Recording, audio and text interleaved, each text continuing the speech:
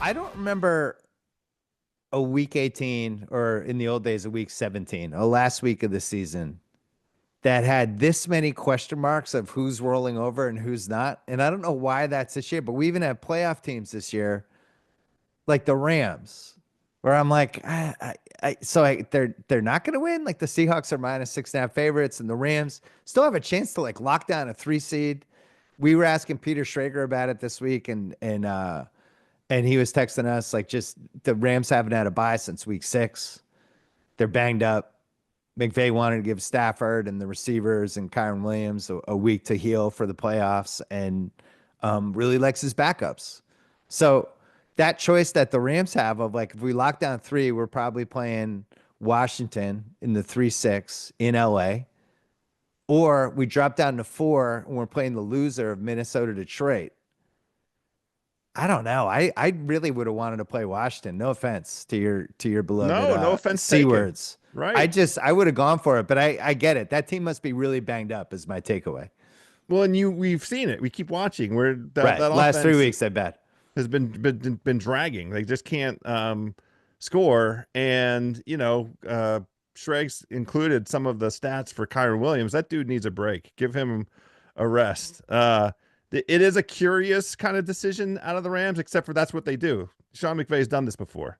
So, and whichever of the teams between Detroit and Minnesota that they get will indeed be banged up. It will. I mean, just in terms of battle scars from the game this coming Sunday night, that will decide the 1 seed in the NFC. The loser of that real game, stakes. Like real where stakes. It's like, it's awesome. If you win, you don't get to play for a week. If you lose, all of a sudden you're traveling somewhere in 5 or 6 days and playing a round 1 playoff game. So yeah.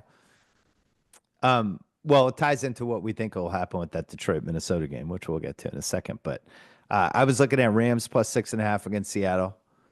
Like maybe they hang. I don't really know what Seattle's motivation is because they're out. Well, there is some Geno Smith motivation. He's one of those guys with a bunch of incentives. Yeah. He needs 186 yards. There's a basket of achievements for him that'll get him an extra $3 million this year. So, and I think the team will know that, understand it. Mike McDonald is motivated to beat McVay in his first season. They lost in overtime in Seattle. So I think there's plenty of motivation for Seattle. I'm just not laying 6.5. Because unless the Rams, the way that the rosters work right now, they have to play some of their good guys on defense. They can't sit their entire defense, and the defense has been the thing that's kept them. The defense propelled them into the playoffs. The way that the defense played over this past month, they saved the game against the Cardinals on Saturday with an interception in the end zone, right? I mean, Yeah. the defense is the key. So I think, and Seattle's offense has been fits and starts. Now, there is a difference for Seattle. Their splits when they play on turf and domes they've been very good. There's only been a handful of those games this year, but they've scored prolifically. So that would be part of why you might be concerned. They can win by margin if the Rams start pulling guys. But I like the Rams to be live here. Rams money line with the over 38.5 is plus 438. It's fun. It's fun. Rams plus 6.5 teased in a 4-point tease on FanDuel up to 10.5 with the Chiefs 14.5. Oh, And that's plus 110 on FanDuel if you want to talk yourself into Chiefs and Rams not probably going to roll over in these games. So that's sitting there for us. Quickly on the Chiefs. I'd be really scared of taking the other side in this game. I could see the Chiefs winning. I don't think Wentz is going to be that bad. I wouldn't lay the 10.5, and I'll be glad to grab the 14.5 if that's what you're offering me in this 4-point tease. The Chiefs are not an F around team. They have been in this circumstance 4 times over the last sort of 5-6 years or so, and they tend to cover and they tend to win outright. I think they've covered 3 out of the 4 of these situations, and they've won outright at least a couple times. They are not to be trifled with, and this is still yet Denver on a losing streak with their rookie quarterback in his highest leverage game of his entire career. And he's capable of throwing some picks. I mean, the Chiefs calling card has been their defense all season long. Now their secondary is vulnerable, but let's before we get super excited about Bo Nix in a must-win playoff kind of situation, I mean, 10.5, come on. Yeah, it almost seems like maybe there's 2 ways to play it. We could just do smaller bets on the Chiefs plus 10.5 and the Rams plus 6.5 and assume you're going to split those and maybe win both. You could tease them together with the little 4-point tease plus 10.5 plus 6 and plus 10.5 to plus 14.5 plus 6.5 plus 10.5. Or you have some fun, do Chiefs money over 39.5. That's plus 744 on FanDuel. Rams money over 38.5 plus 438. Just put small ones on both and hope one of them hits. And we'll have an answer for you at the end of $1 Million Picks. 2 games I want to bet on. I want to bet against the Pats and I want to bet against the Titans. And here's why. The lines are crazy low. Bills are favored minus 2.5 over the Pats. Texans are favored minus 1.5 at the Titans. I have no idea why the Pats or Titans would want to win this game. And you can go back to the Giants game last week and say, well, you would have said that about the Giants. I watched that entire Giants game. It was a complete fluky collapse by Indianapolis combined with Drew Lock just had a really good game. And if you're Drew Lock, why wouldn't you want to have a good game? You're like trying to, prove that you could be a starting quarterback next year. That game just kind of fell away from the Colts. It was a coaching abomination. There was a special teams touchdown. There are all these specific reasons. Bills Pats, like it's, and I'm going to talk to my dad later in the pod about why Drake May's playing, just how just awful this Pat season's been. I can't believe that they would just give away the number 1 pick on the last week of the season. Is Drake May really playing? Are they just saying that maybe he plays 1 quarter and leaves, or it really just makes no sense whatsoever. None. The only person that it makes sense for is Gerard Mayo. Well, so this is the problem. Of the fucking football team. But this is the problem. If the coach and everybody knew they were coming back next year, this is where we go. We're going to start Joe Milton. We want to take a look at him in week 18, and we're going to try some other guys. We're going to sit Gonzalez. If you don't know you're coming back, you kind of want to win. You want to end the game on a high note. You don't want somebody to say, hey, you guys looked like shit the last couple weeks of the season. Yeah, because I benched my quarterback, motherfucker. A week 18 win over the Bills who sit everybody is really going to change the career trajectory of Jared Mayo. He's stunk all season long. We've had 17 games of evidence. Like, the Pats to be fair, are exactly where they should be. It's where the market anticipated. It's why Yeah. they had the lowest forecasted win total of the year, and here we are. Congratulations on getting it done. But like the twists and turns have been bizarre, and it does make you wonder who's in charge. And I think this coming Sunday game, the Crafts better step in. Whoever, what's the GM's name? Van Pelt, is that the guy? No, he's the OC. The GM is the interim GM is Elliot Wolf, who had Whatever. after Drake May put together one of the worst drafts in the history of the NFL. Um, no, you have to lose the game, and it's indefensible because if they get the first pick, they're going to be able to trade back. Even if they trade back 3 spots to number 4 and get more picks, you're just basically giving away players, and you're not going to take a quarterback at the top anyway. There's no defense. It's long-term leverage. It's franchise altering leverage. And when you weigh the risk, when you weigh the cost benefit of a week 18 win versus the trajectory for your effing franchise going Yeah. forward, you have the cornerstone quarterback.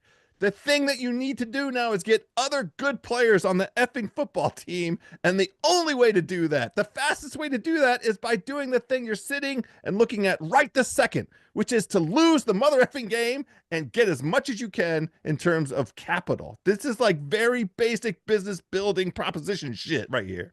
Yeah, and we only have 2 good players. And Gonzalez had a concussion last week, so he shouldn't play. May's been banged up, took a big shot last week. You sit those 2 guys, it's it. They just don't have enough talent to beat even the Bills' second string. So I like the Bills -2.5. And I really like the Texans -1.5 against the Titans. I think the Titans are terrible. The stretch that they've just been on recently is just a roller coaster ride of shit. And the Texans have lost their last 2, right? They've locked up the 4 seed for a while, but they kind of need to play well for a game. It's like you could say like, oh, they don't need the game, they're already in. It's like, nah, they kind of need to look good for 3 hours. And I just find it hard to believe they're going to toss away the game and go into the playoffs, finishing 9-8 for the season, hosting somebody good, either the Chargers or the Steelers, and just not feel good about anything that's happened for a month. I So totally agree. I I want to totally bet agree. both of these, and I think we split at least one. If the Pats and Titans both win, that means the Browns are going to have the first pick in the draft. When do things ever work out for the Browns? I feel bad. Ever. Sorry, I feel Browns bad. fans. You know it's Well, true. yeah, I mean, Cleveland writ large did get LeBron, so we can't, Cleveland's That had was some good fortune over the last 30 years years. ago, and he left. I'm just saying 30, but he brought him a title. Over the last He 30 did. years, we don't have to say that Cleveland's, Well, the then they got the saddest, sorriest. Kyrie. They won the Kyrie lottery because the league felt bad for them. That's one of my top 5. Are we sure this was lottery was on the level? Lotteries.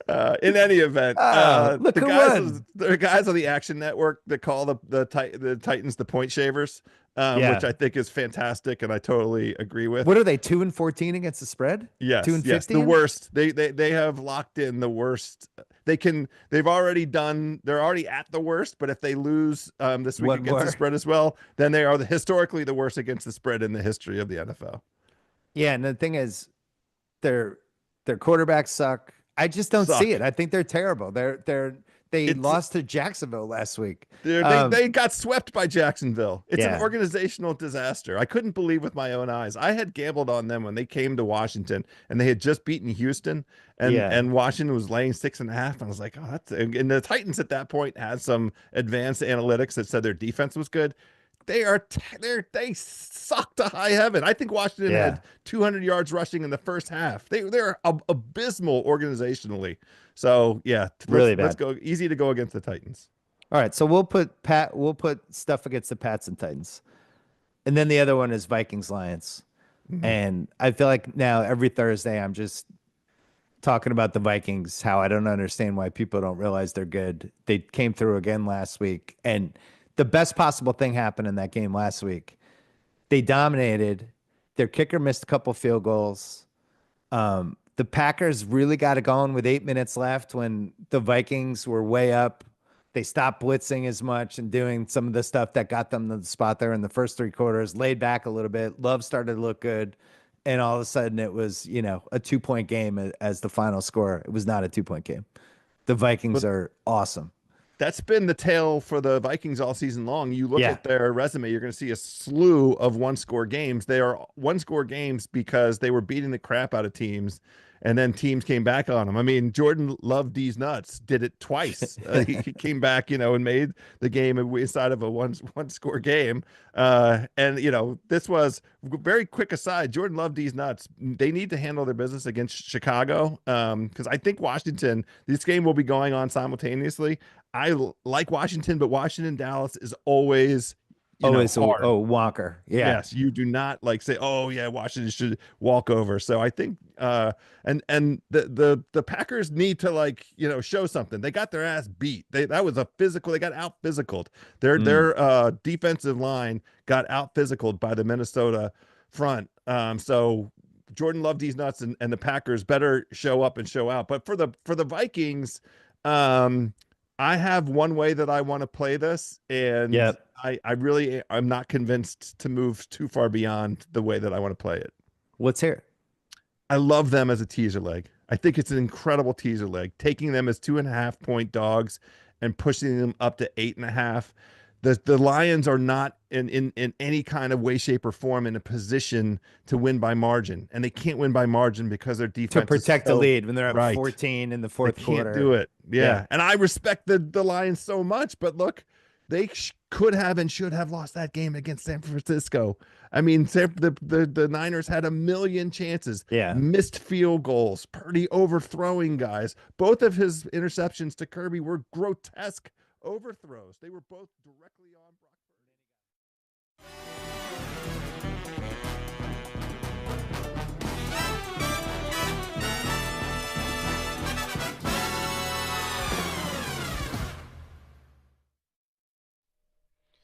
Let's roll, baby. Happy New Year, one and all. Welcome in to the final regular season Sunday of the Ringer Sunday pregame as the wise guys ready to rock, playoff scenarios galore, trying to figure out who's in, who's out. Let's welcome in the fellas. John Jastremski alongside cousin Sal, Joe House, Raheem Palmer. The boys are back. I am back from Paris.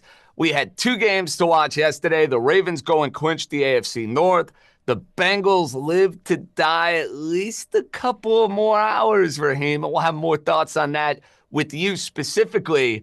But I got to hit you right out of the gate because to me, Saturday was about where you got the number, Cincinnati and Pittsburgh. And let's be real, Pittsburgh had no business covering the number. Russell Wilson stunk. The Steelers' offense stinks. I think George Pickens just dropped another pass. But that was one where if you got 1.5 early in the week, you were a winner. And if you had -2.5 with the Bengals, Raheem, you left at the end of that game saying, what in the world just happened? Yeah, you always got to get the best of the number. It's very, very important. You want to look at the opening lines because that was the difference between winning and losing. And if you go to that Ravens game, that was very key as well because myself and House, we both gave out Ravens first half -9.5. That line closed at 12.5. And I also gave it out again through FanDuel at 10.5. So, the Ravens won the first half by 11 points. And you got screwed if you got the worst of it. So always make sure you get the best of the number. One of those things that you can do is that the fact that we have in-play and live betting, you can wait for the game to start and try to get a better number. So if you miss the best of the number before the game, you don't have to take it. Sal, we got a lot of text throughout that game about your classic Steel City special. It looked like there was maybe a possibility of that going down with the cockroach Steelers finding a way to pull that game out. But I'm sick and tired of hearing about the Steelers. Listen, Mike Tomlin, as good a coach as he is in a regular season, guy's not won a playoff game now in 8 years, and with a very likely scenario of them going to Baltimore next week with the way their offense looks. I mean, the Steelers, who looked like the toast of the NFL and a dangerous team about a month ago, Sal, they look lost at sea at the moment. I'm with you, JJ, and I would have felt bad about cashing the Steel City special, which is opponent wins the first half, Steelers win the game. Russ, they had 177 yards of offense going into that last drive. I guess you add another 8 or 10 yards, but it's gross. I looked it up. You can't flex a team out of the playoffs. It's never been done before, but if you were going to, I would think it was the Pittsburgh Steelers at this point. And the narrative has totally flipped with them. And with the other team in the AFC North, Joe House, not the Cincinnati Bengals, the Baltimore Ravens. That defense. We know the offense has been cooking all year. Lamar is an MVP candidate. Don't think he's going to win the award. Josh Allen probably brings home that hardware. We know they have Derrick Henry. But since they made that switch, moving Kyle Hamilton back to the safety position, not stacking him at the line of scrimmage, it's been a different Baltimore team. Did you maybe invest in a certain future with the Ravens? I know that price has changed quite drastically, House. Well, on this show last week, I told everybody to look at the Ravens at 7-1 to win the AFC, primarily because of the consistency of this offense. 7 of their last 9 games, at least 30 points. And in this version of the NFL right now, you must be a team that can go out and score. But yes, they have settled down on defense, and that is very encouraging for their fortunes coming up here. I love them hosting this round 1 game against the Steelers. And we look forward to round 1 being in person together 2 days in a row out in Los Angeles. Our little festivities that will get going to kick off the NFL postseason. We're not there yet. We got Man's Best Bet still to come. We have our SGPs where we'll try to hit a winner. We'll put together a family meal that may have a theme on this final Sunday of the regular season. But it's the last time we could do it. Sunday at 1 o'clock on the East Coast. Let's do it with a bang. It's time, fellas, to wisen up.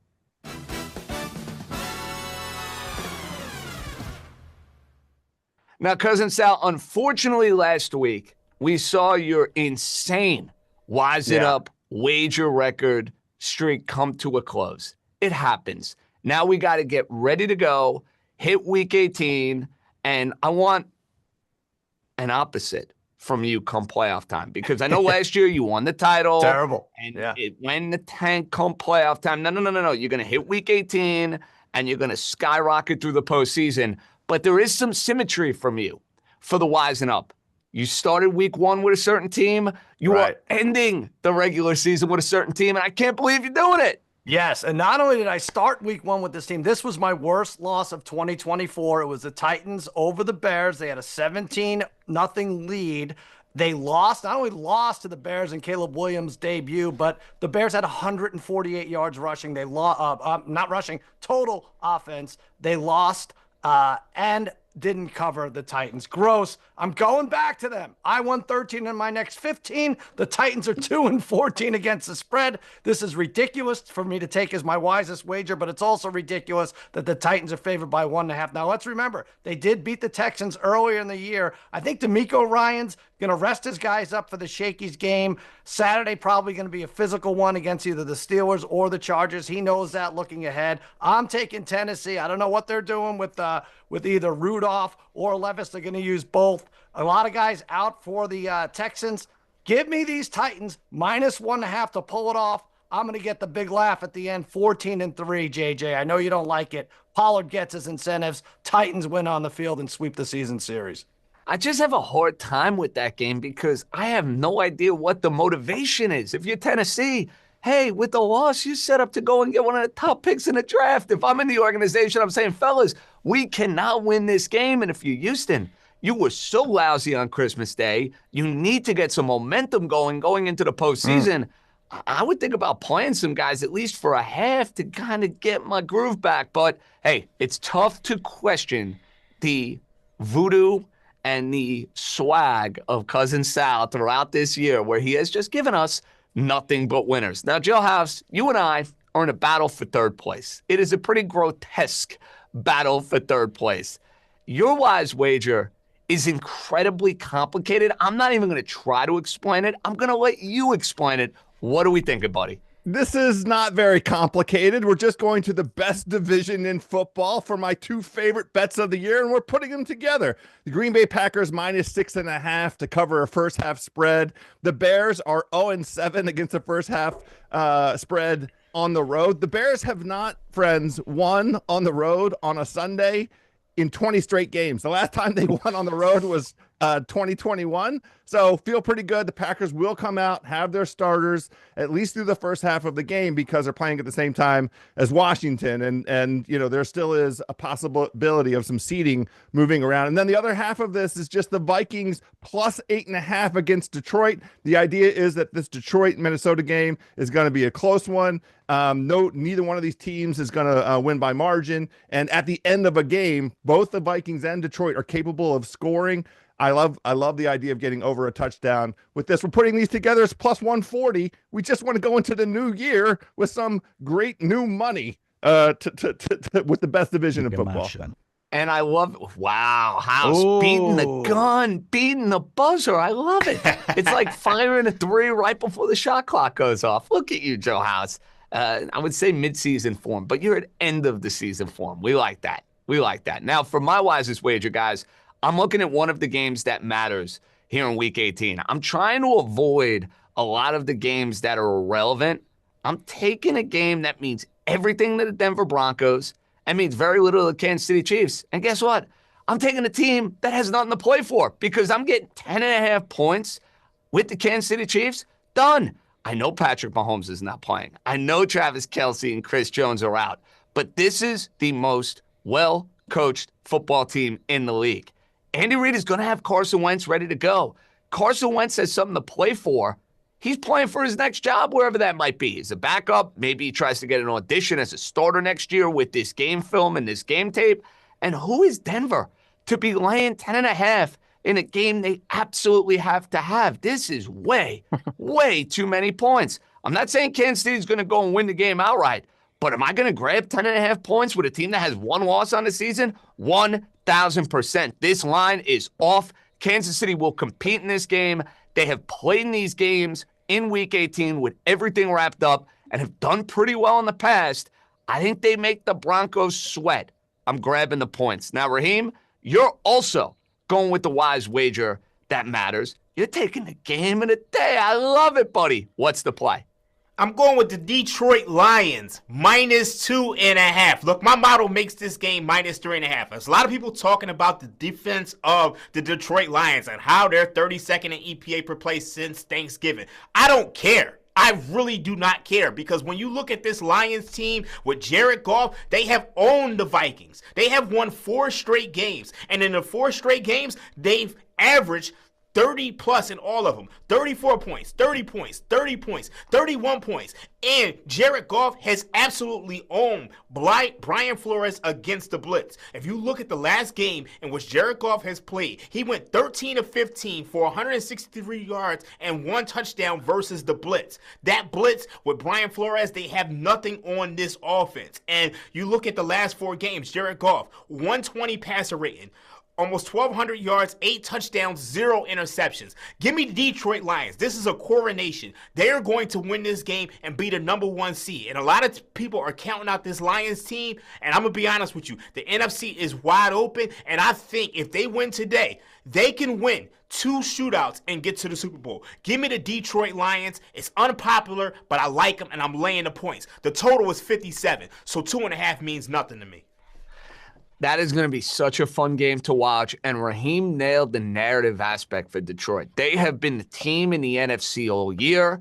They have been the team that everybody expected to have home field advantage throughout, and it can be taken away from them in just one game here if Sam Darnold and Brian Flores and Kevin O'Connell go into Detroit and win. Detroit's defense has questions. Their offense is still a powerhouse. I'm with you, Raheem, although I'm conflicted here because in our wins pool picks, I need the Vikings to win. But in reality, with my NFC North ticket for the Lions, I know Sal's a certain person, House is a certain person that has a 1 seed bet with Detroit. Has the hedging begun yet, Sal? Are we trying to figure out how we're going to do our hedge? The discussion of the hedging has begun. It involves Tampa Bay. It involves Denver, who I know you don't love with the points. But I don't know, House, we have to get in the lab. We have to get in the lab. Hedging is for landscapers. If you want to hedge any Detroit I thought it was for Lions gardeners. tickets, y'all got my number. I will buy that ticket off of y'all. Okay. I love it. I'm that confident.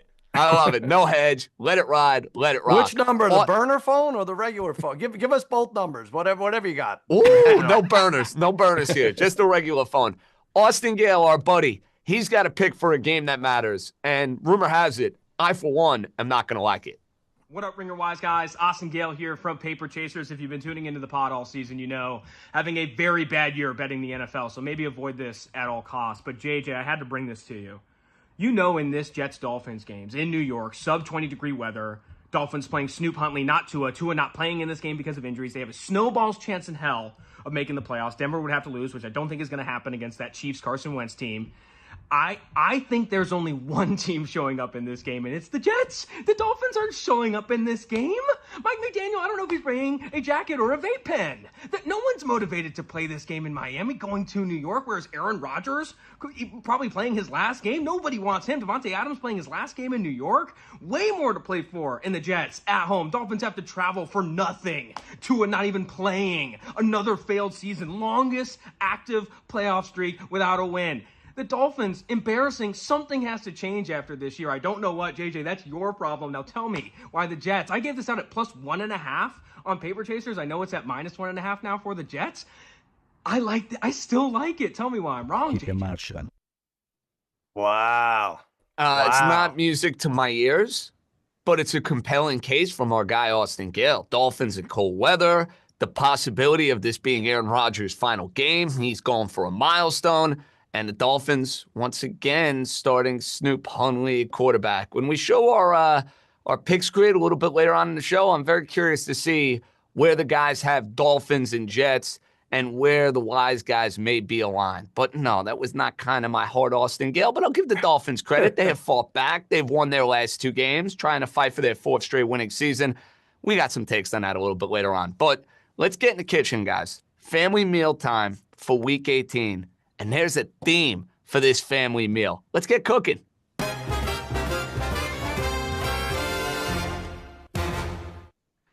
So for this edition of the family meal, we took a look at the incentives for a whole lot of guys in Week 18 that can lead to a whole lot of loot. We saw this in the Saturday games. Kyle Van Noy needed a sack. He got it. Made him a whole lot of money. Mike Gesicki, I think, needed 50 yards or 30 yards of receiving. Ended up getting a $250,000 bonus. Must be nice. I wish I had that in my Ringer contract that we could go and hit a wager and engineer that sort of brilliance. Here's what I'm going to do. I'm going to take a guy that is playing for a whole lot in Week 18, not just for his wallet, but he's playing for a whole lot as far as his team trying to get into the postseason. That's Mike Evans. I'm taking Mike Evans 80-plus receiving yards at -113. He's Baker Mayfield's favorite target. The New Orleans Saints stink. I think Baker Mayfield comes out slinging here, guys. And I'm going to take Mike Evans, who will go and make himself a little bit more loot if he can go over that number. I mean, let's go with guys we trust here. Mike Evans to start off the Week 18 family meal. Joe House, what are you bringing, sir? I'm looking at Cortland Sutton, who has a $500,000 incentive if he gets to 82 receiving yards, and the line is 80.5. This is a mile-high beef dip for the family meal, which is a nice slow cook, a beautiful shredded beef kind of dish. It's got a little barbecue flavor to it. This barbecue right here is Bo Nix to his favorite target, Mr. Cortland Sutton. And I love the idea. Sean Payton pays attention to these things. He has a track record of supporting his quarterback-receiver relationship. He did it with the Saints. I think for sure the Broncos are going to cook today to Mr. Sutton. Listen, especially with Kansas City having some issues at the moment with their secondary, which is not ideal for my +10.5. But when in doubt, Bo Nix is looking to Cortland Sutton. I like it. Okay, Cousin Sal, you're going with a quarterback and playing a game that really doesn't mean a whole lot, except for me, because I have Arizona over 7.5 wins. So I kind of need a win on Sunday, and I kind of need this guy to go and play well. And you're kind of putting that in the mix here for this ingredient of the family meal.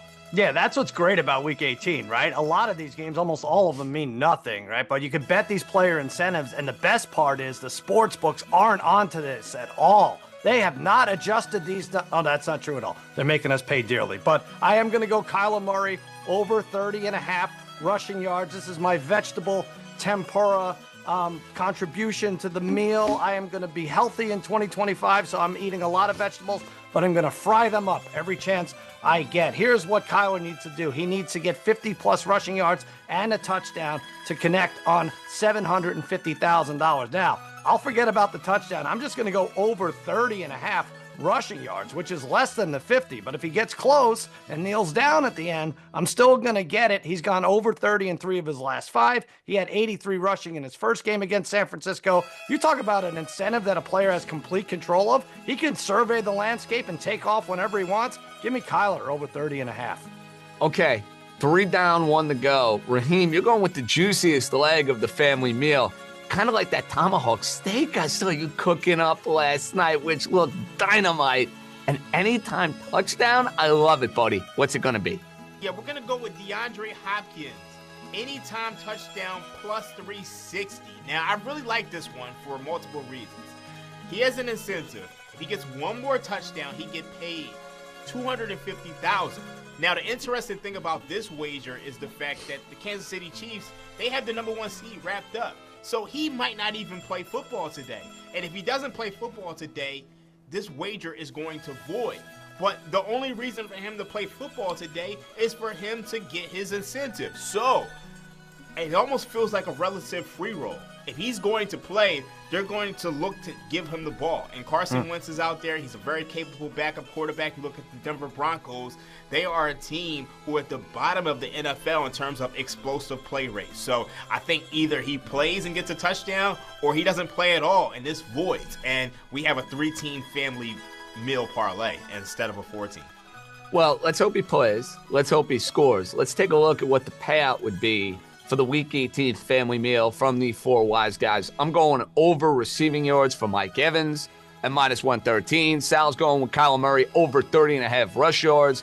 House, Courtland Sutton over 81.5 receiving yards. And Raheem, if Hopkins plays and if he scores, that family meal, 30-1. Oh, that's got to hit. Bring That's it gotta home. hit. Come on. We got to bring it home for Week 18. We go from the family meal to sniffing out the fishiest of the fishy. Saw a couple of these in Paris. They're not quite as big as the ones that we see here in New York City. It's time to get made. Rat Lines, Week 18.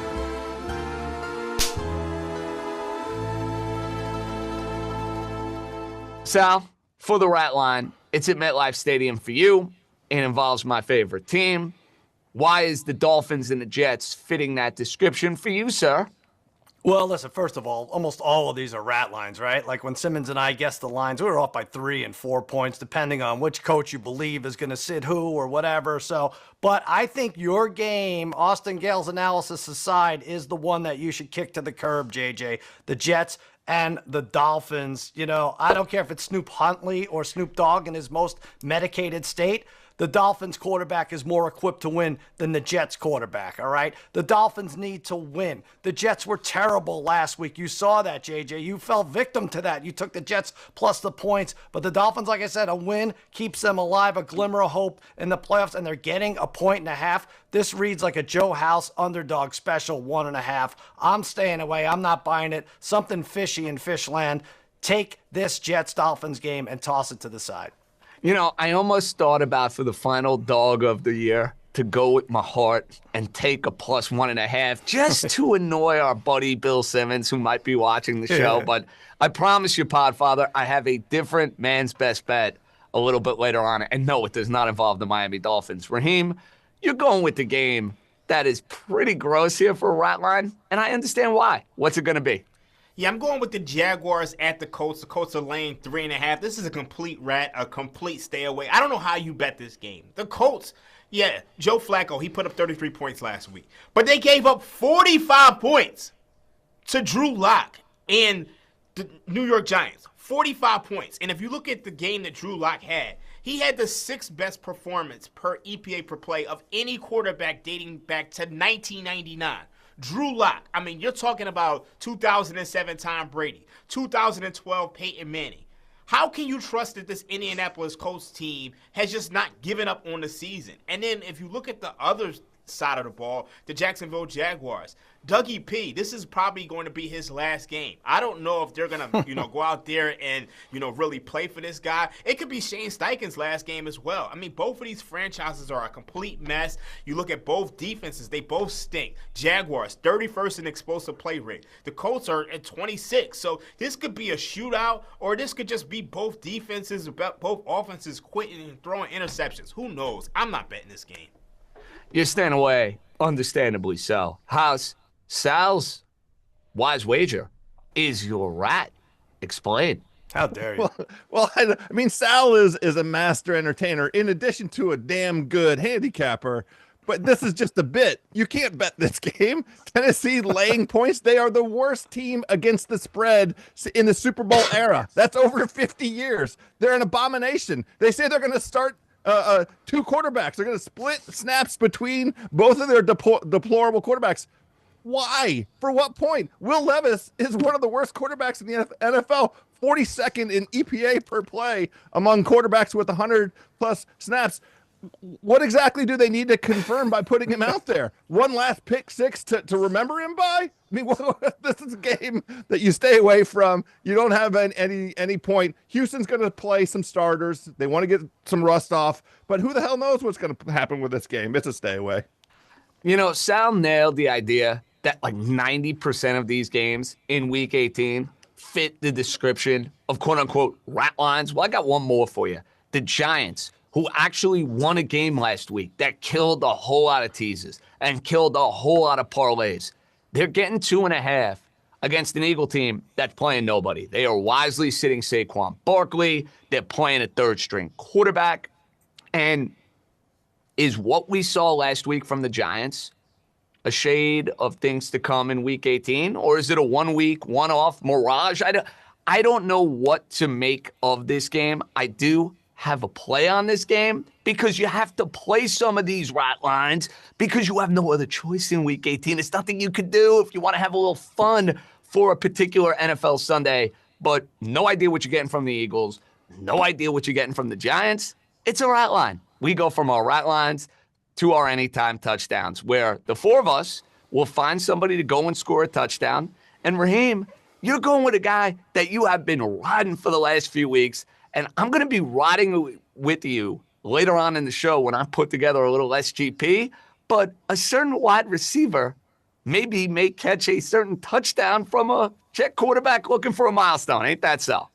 Yeah, I'm going with Devontae Adams, plus 145 anytime touchdown. You look at he's caught 6 touchdowns in 10 games with the Jets this season, in 4 out of his last 5 games. I mean, before last week, he was rolling. And you look at Aaron Rodgers, he's looking to throw his 500th touchdown pass. I mean, this could be the last game of his career. And Devontae Adams has already caught Rodgers' 200th and his 400th touchdown. So it'll be poetic justice if he catches 500 touchdown here today. Give me Devontae Adams anytime touchdown, plus 145. We didn't get it last week. We're going to get it this week. But we've been riding this for about 3-4 weeks at this point in time.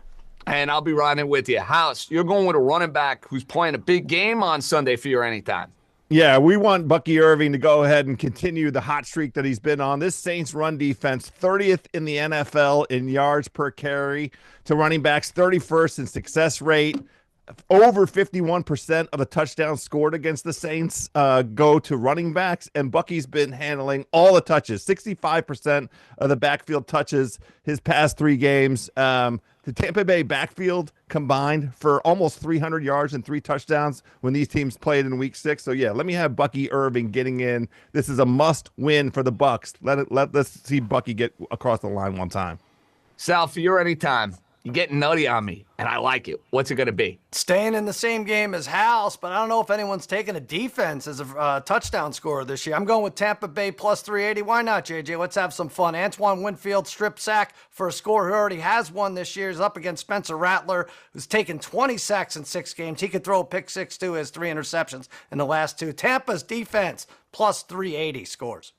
I'm going with the game of the day. He scored in each of the last 2 games. I think Sam Laporta for the Detroit Lions finds pay dirt with Jared Goff beating that Brian Flores blitz. I like the idea of Laporta at plus 135 scoring for the 3rd straight week. We have a lot more coming your way on this Week 18 final regular season Sunday. Ringer Sunday pregame. We got our dog of the week from Man's Best Bet. We got SGPs still to come. You'll see if there are some family plays or do we have some lone wolf games for the fellas. By the way, the lone wolf games, picking the games of the week, has been very advantageous. Stay with us right here on FanDuel and YouTube TV.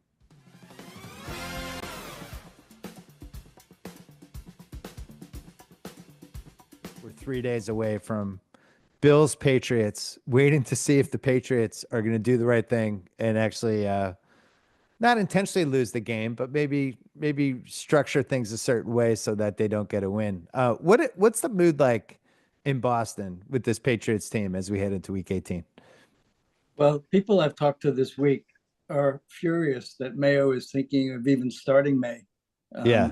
I mean, he almost had 2 concussions in 2 games now, and he led us to believe in a press conference over the weekend that he was going to start the other rookie and give him a shot.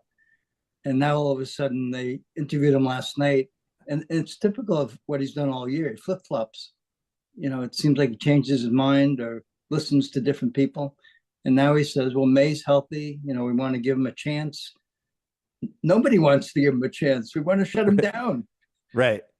Yeah, there's 2 reasons you want to shut him down. One, he gives us the best chance to win. They don't want to win because of all these extra assets you get with the pick. And the other thing is he's getting the crap kicked out of him. Right. And at this point, I'm just happy. Like that hit he took in the Chargers game, I'm just happy to put him on the shelf. Gonzalez, same thing. Get him out of there. Right. Let's just get out of the season and then kind of figure out what we have with the team. Instead, like to win this game and to lose out on all the extra assets you would get from a trade down, to me, it almost looks like organizationally you have to look at it and go, who's running the team? Does the coach think he's going to be there? Does the GM think he's going to be there? What do the owners want out of this? And it's a recurring theme that we've had for a year. It doesn't seem like anybody is really in charge. It's ludicrous. It's apparent, at least that's the scuttlebutt if you listen to talk radio here, that Mayo thinks if he wins this last game, he shows ownership that he's got the team back on track.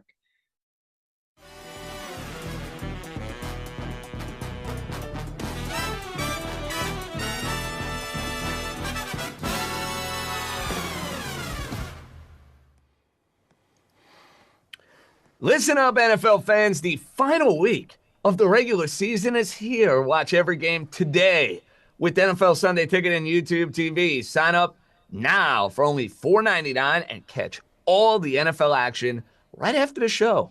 Terms and embargoes apply. $5. Wow. That's all right, Cousin Sal. Right up your alley. The Ringer Sunday pregame is here. Cousin Sal, Raheem Palmer, Joe House, and John Jastremski. If you want to get in touch with the show, if you're watching on YouTube TV and you want to leave us a comment, you can feel free to do so. We got a bunch that are coming your way. Guys, let's have a little fun with this. This one comes from London Stefan. The Jets' money line feels like a disgusting bet, but also a must bet. Raheem, this line has moved a little bit here, and I think it's Tua-related news more than anything else. Yeah, I had some uncertainty early in the week. Locked in by Thursday or Friday that it was going to be Tyler Huntley.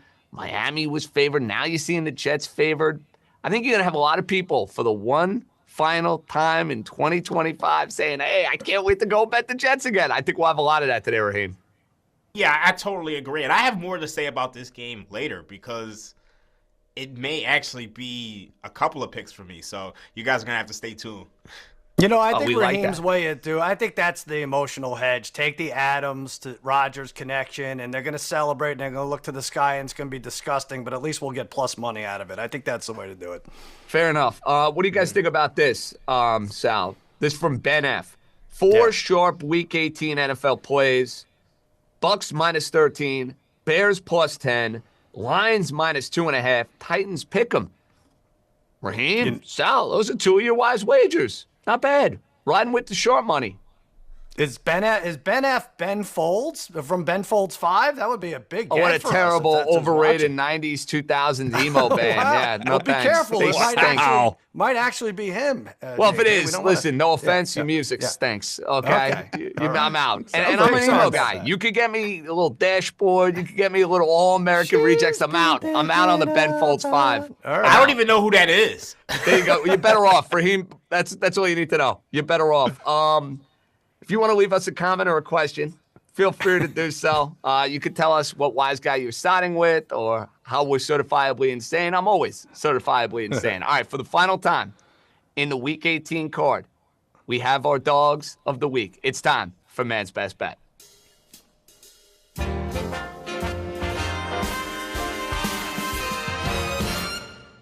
We have a great competition going on. You know, House and I are battling for third place in our wise wager.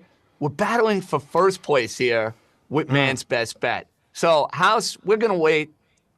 We're going to go at the end here. Sal, I'll let you go first here. You're going with a pretty disgusting dog right out of the gate. I try to do some math, and that's where I get into trouble here, but I'm at least 4 units behind House, and I just want to catch him here. I know the Bears are terrible. A plus 410, probably not a good pick, but like I said, I have some catching up to do. Not too many good things to say about the Bears, especially their offense. Takes Caleb Williams hours to drive the field. My only hope is that Matt LaFleur is watching Red Zone on his sideline burner phone, and he sees that the commies are up 17-0 on the Cowboys. He's like, all right, guys, sit it. Let's go. I'm going to call off the dogs. He sits all the starters. You know, it was 20-19 the first time they played. Maybe close again. The greatest rivalry in football, even though I can't remember 2 games that mattered between these two teams. Let's go, Bears. Get it done. Have a chance of doubling up with the Ringer pregame show. What would they call it? The double crown between the wise wagers and the underdog win? Not going to happen. Ooh, that would be like, yeah, exactly. Jamar Chase wins Right. the receiver triple crown. Sal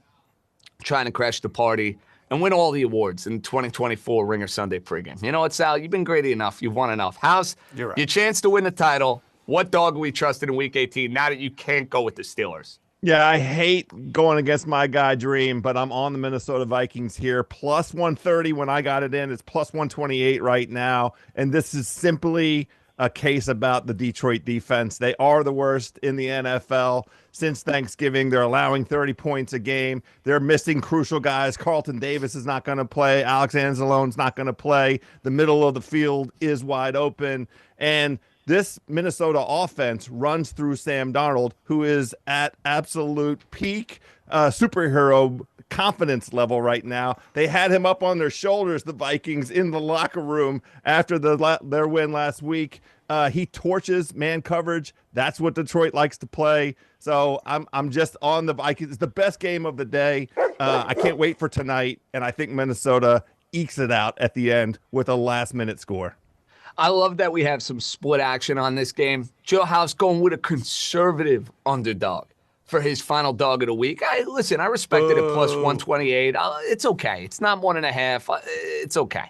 I'm taking a big swing here, Sal, kind of like you. I'm looking at the Carolina Panthers to spoil the party for the Atlanta Falcons. And I know what the narrative is. Atlanta needs a win. They need a Tampa loss, and they go and win themselves a division. The problem you run into with Atlanta, Raheem Morris put on a coaching clinic of malpractice with what he did in that Washington game at the end of the first half, what he did with his clock management at the end of the game.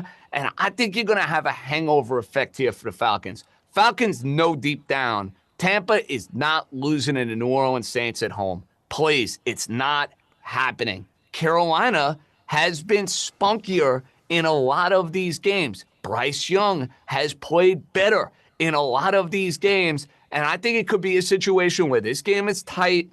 All of a sudden, you got the Atlanta Falcons going into the locker room and they see New Orleans trailing by 14, trailing by 17, and Carolina finishes up their season on a high note. I'm getting plus 300. I'm rolling the dice here that Canales and Young finish the season with a bang. I am taking the Panthers to take down Michael Penix, who I love, but I don't love Raheem Morris. He's a terrible head coach. Falcons made a mistake. I'm sorry. They should. Bill Belichick, say what you want about him. You telling me that the Falcons wouldn't be a playoff team? Bill Belichick was their head coach? Please, what a mistake. I'm on Carolina plus 300. I like that. JJ, could I just say sidebar for a second? Can I talk to our Raheem, not the one that blew the Washington game last week? Raheem, is this week 18, the most important or the smartest for live betting? Because I feel like you could get a feel of when these coaches, as JJ's talking about, maybe pull the plug on some of these starters in my game, in JJ's game. Should you be watching that more closely, and when should you start? Like second quarter-ish? Honestly, you could watch from the door because, I mean, if you watch, like, look, take a team like the Buffalo Bills. They might play Josh Allen one series, and then that completely flips the game. So this is definitely a live betting week by far. I like it. Now we have 3 dogs down, 1 to go. Raheem, you are trying to will a certain team into the postseason. And I think for America, they'd be very happy if indeed Cincinnati finds their way into the dance. How did you orchestrate man's best bet? You're taking a big, big swing here. All right, so I'm in last place right now, and I'm tired of losing. I'm in last place. I'm still shooting for first place. So what I'm going to do is I'm going to hitch my wagon to the Cincinnati Bengals. The Cincinnati Bengals are going to be watching football today, and they're rooting for 2 teams to win. They're rooting for the Kansas City Chiefs to beat the Denver Broncos, and they're rooting for the New York Jets to beat the Miami Dolphins to get into the postseason. So what am I going to do? I'm going to parlay those together. That pays almost 10 to 1. 9.71 to 1. And I really like this one. You look at the Chiefs, they're playing Carson Wentz. And I think he's a very capable backup quarterback. And they're taking on a Broncos team which gives up a ton of explosive plays. We all saw that Monday Night Football game against the Cleveland Browns and Jameis Winston. I mean, they threw the ball up and down the field. So I think the Chiefs, they have a good chance of being able to get it done. And I think 10.5 is a very high spread when you look at and you consider if they were playing everybody, the Broncos would be home dogs. So this line's too high.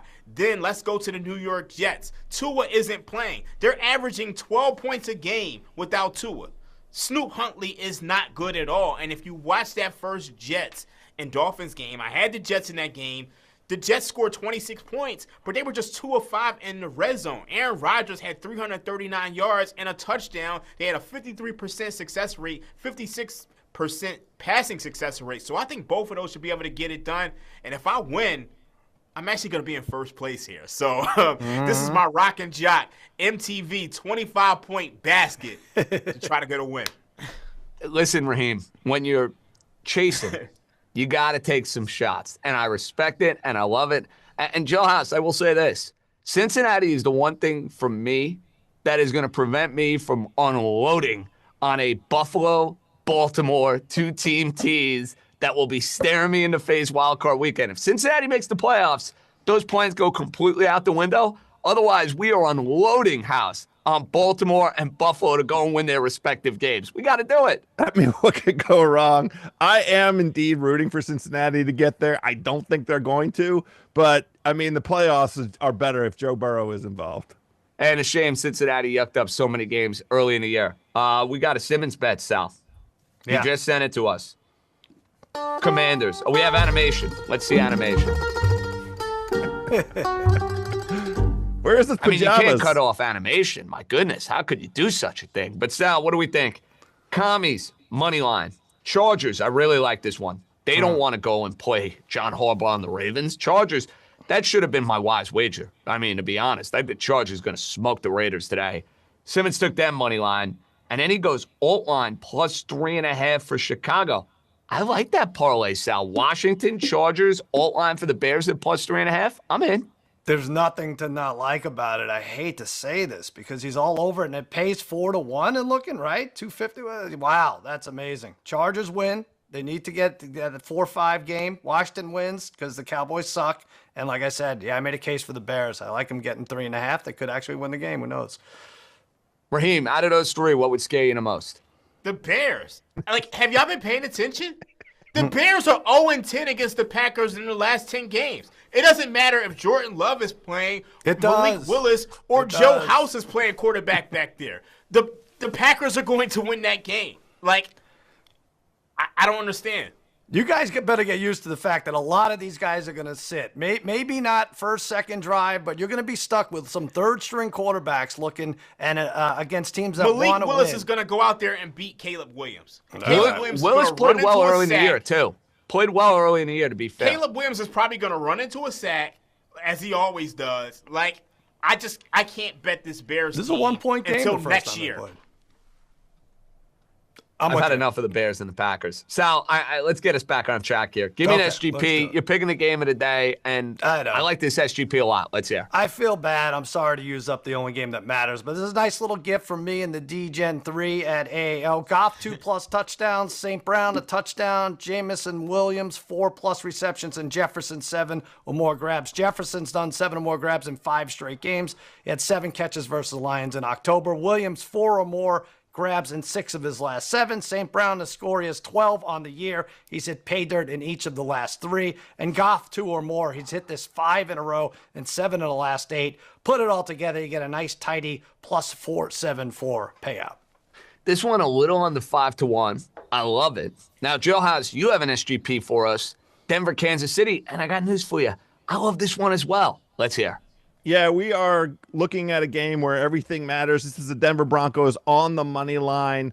I think Sean Payton gets the job done, completes the story, the comeback story for this Broncos organization. Knicks over 1.5 passing touchdowns. This is how the Broncos offense works. They really opened it up for Bo Nix throwing the ball, and his 2 prime targets have been Cortland Sutton. We talked about him getting over 81.5 receiving yards, and then Marvin Mims has been getting a ton of targets. The receiving yards are at 39.5. He keeps catching design screen passes for him. He's one of their best offensive weapons. He smashed this number in 5 of his last 6 games, 8 targets, 5 targets over the last couple games. So don't worry about the Mims piece. He's going to get it across the line, and Bo Nix with 2 touchdowns is going to get this done. Denver in the playoffs. I like these SGPs. Boys, I'll be riding with you on both of these. Now it's time to do our OMG. I can't believe I'm making this bet. And Sal, you're giving me an insane OMG bet, but the payout is quite insane as well. What's it going to be? Raheem and I have been going head-to-head, I think, for the first 45 minutes of this show. But this is something we could really gravitate towards together. Our Cowboys, our Deron Bland. Now, this is under the Turnover a New Leaf special on FanDuel. If you go there, it doesn't involve Ryan Leaf, which is already a plus. Deron Bland, remember him? He's only played a handful of games this year for the Cowboys. He was injured. 9 interceptions, 5 touchdowns last year. He dropped a pick last week, but you could get him at 38-1 to get a pick 6 today. Let's get on board with this, Raheem. It's one of the few Cowboys things we could root for. Aubrey to break the field goal record. Mike McCarthy to come down with strep throat. I don't know. And Deron Bland, a pick 6 at 38-1. Let's do it. I love it. I'm riding with this one. Hey, 38-1. Let's get nuts. Raheem, OMG, what are we thinking? So last week we hit a 17-1 red zone special. So I'm trying to take Oh My God to the next level. Look, it's week 18. We got to take more shots. We're going to do a 5-team parlay. Let's do it. Commanders, Texans, Eagles, Chargers, Jets, all on the spread. Pays about 25-1. That's our parlay. Just throw it in, $20, $100, whatever's just, beer money for you. Put it in, see what happens. I mean, we're playing with house money. We hit a 17-1 last week, so let's take a shot. Speaking of house money, House and Raheem are usually aligned on a lot of stuff. Not in week 18. House, this is a little bit of a fade of what our guy Dream is throwing out there involving a quarterback who might be playing his last NFL game on Sunday. What is that sort of fade with our buddy? Oh, I sure hope so. I drank a giant cup of Haterade this morning as I looked at this list. And this guy, OMG, the G here stands for good riddance. Let's be done with Aaron Rodgers, this bum, this guy who drove this Jets train directly off the tracks and tried to point his finger at everybody else on the team. We're going under 227.5 passing yards. We're going under 1.5 passing touchdowns. This parlay pays plus 130. I couldn't find Aaron Rodgers to throw 3 interceptions and 0 touchdowns. But I would have gambled on that as well. I'm done with this guy. I'm done with the Jets. Friends don't let friends bet on the Jets. I'm sorry, all you guys. Don't do it. Don't do it. Let's get rid of this guy and be done and move on with a beautiful 2025 football. So rude. What is this guy ever? He's a sweet man. Really gives back to the community. I don't know why. What's your hate for Rodgers? Really good dude. You know, Joe House and Cousin Sal clearly were not enamored with Enigma that came out on YouTube a couple of weeks ago, or on Netflix, wherever it came out. I don't even know. They were not getting spiritual with Aaron Rodgers in his Ayushka retreats or whatever the hell they call it. So I guess that's a pass for our buddy. There's definitely no darkness retreats for the Ringer pregame show at all. Maybe I'll join them at the end of this year. You know, It's I might need something to cleanse the palate. It's in my QAnon. No, I have not watched it. Sorry. It's a pass for Cousin Sal. Oh, nobody caught that. Oh, my God. No comment. I'm pleading the fifth on that. All right, Giants. I know I had it as a rat line. Guess what? OMG sometimes requires you to go and bet a rat line. That's what I'm doing in this game. The Giants screwed up their draft pick. They're going to screw it up even more on Sunday. Have you seen the inactive list for the Philadelphia Eagles? Basically, everybody under the sun is not playing. A.J. Brown is not playing. Saquon Barkley is not playing. Lane Johnson is not playing. Jalen Hurts is not playing. The Giants are going to win this game, and they're going to have as rotten and as vile a season and be sitting come draft day saying, how do we have the 7th pick in the draft? How in the world did this just happen? Believe it. They're going to beat the Colts. We saw that last week, and they're going to beat the Eagles. Giants, plus 124. Believe it or not, ladies and gentlemen, boys and girls, that's our OMG bet. We go from our OMG bets to more SGPs. Raheem, you got one for me. What's it going to be? Okay, we're going to go with the Seattle Seahawks. Minus 6.5 on the alternate spread. We're going to go with the over 38.5. We're going to go with Geno Smith over 243.5 passing yards. And finally, DK Metcalf over 67.5 receiving yards.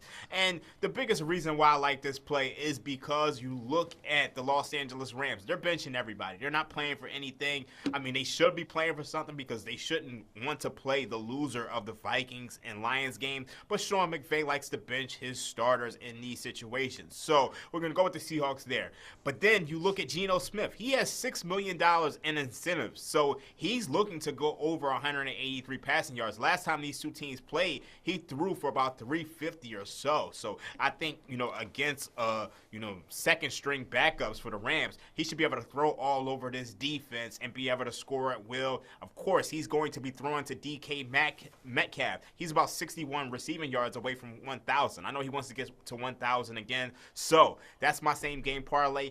Pays about 5.5 to 1. Put it in. Let's see what happens. That's a game we have not hit on, and it's crazy that Seattle is as favored as much as they are because the Rams are not taking this game seriously. Sal, I thought about it. I'm a little surprised by this with the Rams because they, with the loss, are probably going to be getting the Minnesota-Detroit loser, but I guess McVay is saying, hey, we don't care. We got an older quarterback. We got to be healthy going into that game. We're treating Week 18 as a bye. Whoever we get, we get. But it's going to be a much tougher matchup. There's no question. Yeah, you can't kill these coaches for going either way with it, right? Like Dan Campbell probably shouldn't have started his guys against the 49ers with their injury history. And now that's what the Rams are doing with McVay. He's like, hey, we stink when we're injured, so let's sit these guys and give our best in the middle of January. But so, yeah, it is weird, though, how the different philosophies butt heads. And that's why you're seeing Seattle favored by a touchdown in Los Angeles. That's why these lines, they go and tell a story. Okay, I'm staying in my backyard, going with the home team. No, not my New York Jets. My New York Jets? I don't think so. My Miami Dolphins. But the parlay may involve a couple of Jets sides. I'm taking the Jets in an alternate spread. Plus 4.5. You know what they've done all year? They have found ways to lose close. They'll maybe do it one more time. I'll take Tyreek Hill, who's trying to get yet another 1,000-yard season at 60-plus receiving yards. He actually found some rapport and some chemistry last week with Snoop Huntley. So we'll take Tyreek to go over 60-plus receiving yards. And then Raheem is going to like this one. Devontae Adams catching maybe Aaron Rodgers' 500 touchdown, maybe just catches touchdown to begin with. Adams anytime, Hill 60-plus receiving yards, and the Jets plus 4.5 in an alternate spread, a little under 5 to 1. Guys, that's my SGP for Week 18. Let's take a look at who's in, who's out, Week 18 status update. Unfortunately for me, I'm not going to get to see Tua at MetLife Stadium. He will be out. The Miami Dolphins will not have their quarterback. We'll take a look at that graphic in a moment. No Tua for the Dolphins. What are the other inactives this week? We have Saquon Barkley not playing. I'm waiting to see this graphic here. It's killing me. Oh, we'll go back to it. Oh, it's coming. Here we go. Tony Pollard, he's in for the Tennessee Titans. Yeah. That's what happens when you go out of order, guys. Went out of order here, so I didn't get my graphic here. I got to go up and take a look at what's going on here. Austin Eckler in for the Washington Commanders. You're going to like that, Joe House. Wow. Josh Allen. No, not the quarterback, Josh Allen. Josh Allen for the Jacksonville Jaguars out. So that's our inactives. Who's in? By the way, the big Who's news, out? JJ, not injury news, but Trey Lance apparently starting for the Cowboys. My goodness, what a year this has been. Week 18. Well, this is why, we're going to show our board of who we like in a couple of these games. That changes the entire calculus of Dallas and Washington House. A little bit. You know, Cooper Rush could go and make that game. No, it does. Trey Lance stinks, guys. Trey Lance stinks. I'm always worried about a Washington-Dallas matchup, though. If you put those jerseys on two little kids and have them run at each other, weird things can happen. That's basically what's happening. That's exactly right. That is what we're getting this week, Cousin Sal. Trey Lance had a preseason game with 5 interceptions, and people are not gonna forget that anytime soon. Or maybe the Cowboys did. Who knows? Okay, so here's our graphic for where we're aligned. Wow, I got everybody on board with the Panthers. House, can they win this game outright? You buying that with me? Absolutely. In fact, you beat me to man's best bet. I would have taken Carolina. I think they are super live. That Atlanta team is so poorly coached, and their defense will give up scores at any given time. I think Carolina is super live here. Now, Sal, you did not want to side with me, Raheem, and House on the Kansas City Chiefs. You'll land it with Denver today? Yeah, I just think I hear what you're saying about Carson Wentz and going for the next job and everything. But if you're going to put second and third stringers all around them, there's only so much the guy can do. I feel like this is a kind of game that Sean Payton doesn't screw around in. Of course, Denver's not 10 and a half points better than Kansas City normally. But under the circumstances, this could be 20-3 late, and Kansas City might not care. Now, House, the lone wolf has had a lot of success the last few weeks. You, sir, or a lone wolf on that Ram-Seattle game. You think the Rams with Garoppolo will be spunky? Well, they can only sit so many guys, these Rams, and the crucial guys for them are Stafford and Puka and Cooper Kupp. Probably Jared Verse gets to sit, the rookie wall, maybe. But Blake Corum is a legit running back, and Jimmy G is absolutely positively competent. That's the word that I'll use. We won't go any further than that. And, this is still yet a division game, and McVay not wanting to cede any, territory, give any confidence to Mike McDonald or Seattle. I think the Rams will play. I'm not saying that they're going to win, but, cover is definitely in play. Raheem, you didn't want to ride the Giants with me, I see. Clearly. You said, no thanks. I'll pass. The Giants aren't going to win this game. The Giants stink. I mean, they had their Super Bowl last week where, they had one of the best offensive performances we've seen in quite a while from this Giants team. But I think the Eagles, even with their backups out there, I think they're still better than the Giants. And I think Tanner McKee, he can ball in this situation. The Giants defense is bombed out and depleted. Honestly, I was waiting for FanDuel. Please, FanDuel, if you see this, put up some Tanner McKee props, because I want Tanner McKee 2+ passing touchdowns, over yards. I just want to go all in with Tanner McKee today. Call me crazy, but I think he can have a big day against this Giants defense. I really believe that. So, Raheem, give me the Eagles. Your New Year's resolution, correct me if I'm wrong, was to hit some of these adjusted lines. I feel like Week 18 is the spot, is a definitive week to do this. You could get like a Seattle, if you like them to beat up on the Rams, minus 10.5 adjusted, put it with something else. I'll take a guess with the Cardinals minus 9.5, against Seattle. So I think, I don't know. I think this is a way to mix and match and get a nice payout on some of these, no? Yeah, I agree, and I think this Eagles-Giants game is probably like the perfect time to get like an adjusted line. I think even if you like a dog this week, like if you like a dog this week, an adjusted line is like perfect. So I actually have one coming up later on in this show that I like as far as like an adjusted spread. Well, and I like you teasing that, Raheem. It's important that you tease that because, yes, it will be a part of the Hot Fudge Sunday. And let me see that graphic one more time because I do want to see where the guys are aligned in the Minnesota-Detroit game. Wow, we got an even split. Raheem, I'm riding with you, buddy. I'm riding with you with Detroit. House, you're riding with Minnesota, we know. Sal, you like the Vikings as well. Well, here's the thing. House and I, we buried the lead. For us, we have a lot of money on this one seed. You guys really Lions. want Detroit to win. Who are we kidding? We really want Detroit to win. But we know how the gambling gods treat guys like me and House for That's right. half a century now. So what are you going to do? Tanner McKee props Sal, up you're on like FanDuel right now. Tanner you're McKee a lot. 14-2 this year. Like, I mean, how No, is the I gambling know. guys treating you poorly? No, well, the long shot preseason future is a different story. We got a lot more coming your way. Week 18, Ringer Sunday pregame, leading into the 1 o'clock kick, leading into this Minnesota-Detroit game that we can't wait to watch. What do we have coming your way? Our buddy Anthony DeBundo, Syracuse's finest. He gave me some great recommendations in Paris. I got to give him some love for that. He's going to join us. He'll have some takes. Does he want Steichen out? We'll have our Hot Fudge Sunday. We'll give you those wise wagers one more time. We got a half hour to play with, a lot more to do. We're coming back right here on YouTube TV.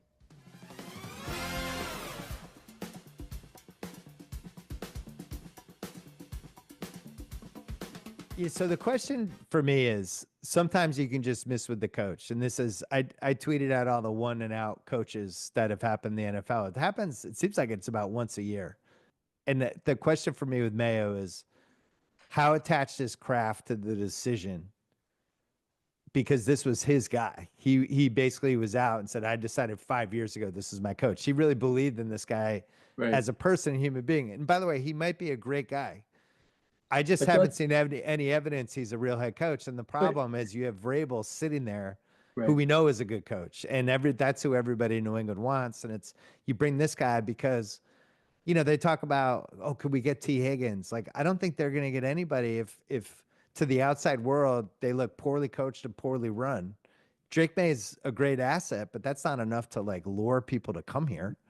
I wonder though, if you're bringing up what's part of the problem, Kraft handpicked Belichick's successor. It makes him look bad if the guy gets fired after 1 year. Yeah, but couldn't he extricate himself with it by being like, look, I love this guy. I really believe in him. My mistake was giving him a job that maybe he wasn't 100% ready for yet because he didn't have enough experience as a coordinator. Like, there's ways you can get out of that. Yeah, I'm not sure at Bob Kraft's age that's the route he's going to take. He could make him vice president of the paper company. Just move him over to the. Maybe make him the GM. Could just move him up. We could have co-GMs. Yeah, I mean, he wouldn't do a worse job as a GM than Elliot Wolf did in the spring. That's the whole other issue. The GM, our draft. Wow. You look at our draft from last April.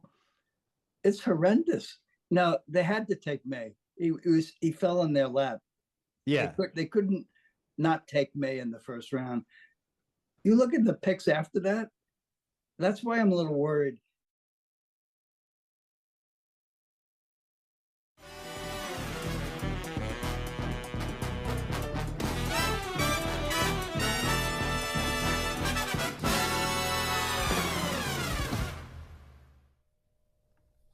Final half hour of the final regular season show of the Ringer Sunday pregame for 2024 into 2025. Happy New Year, one and all. Welcome back, Cousin Sal, Raheem Palmer, Joe House, John Jastremski, as we give you all the action for the Week 18 card before the boys make their way collectively to California for Wild Card Weekend, where we are going to have shows coming your way on both Saturday and Sunday. So I know, Joe House, it's asking a lot for you to work back-to-back days. I know we had to put that in your contract. You know, we talk about those incentive clauses. That's an incentive clause that we put in for you, Joe House, making sure, hey, we need you back-to-back days out in California. So I know you can oblige. I was promised food. As long as there's plenty of, fine California fare, our good buddy Dave Chang, hopefully he's around. Could we whip something up for us? As long as I'm fed, I'm ready to talk some football. JJ, if the stars are aligned, House might see a Commanders game at SoFi next weekend. Who knows? So what do we need, House, in order for that to happen? You want to break down that scenario for us? Have you figured it out? Well, in the first, of course, Washington has to win, and then the Rams have to win, which seems, kind of specious. No wonder why you want the Rams plus 6.5. Now it all makes sense. Okay.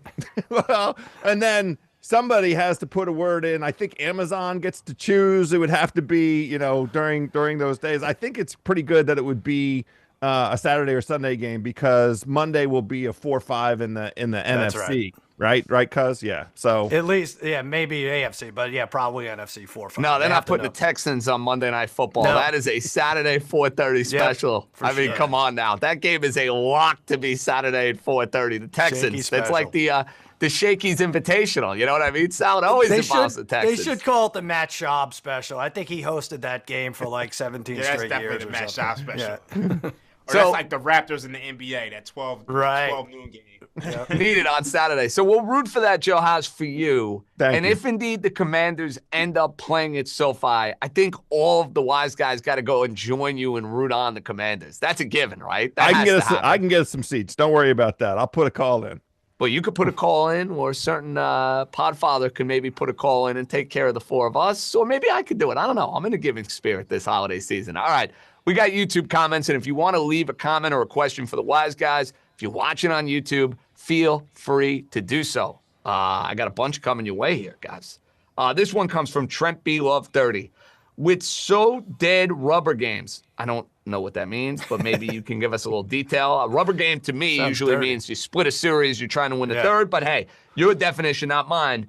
Could we blindly bet overs in those games as defensive players will less likely want to get injured in their last week before going to Cancun? Sal, I know I was in Paris. I know I was trying to learn French. That kind of seems like French terminology to me. I don't know where Trent's going with this. I'm not sure where Trent B. Love. Lots of love, Trent, but I'm not sure that's you could really analyze these games and who's staying, who's playing, who's not. But to say that they're not going to tackle because they don't want to get hurt is really going overboard. I think that's counteracted with the fact that a lot of these games are cold. We haven't even talked about cold weather. Might see some unders as a result.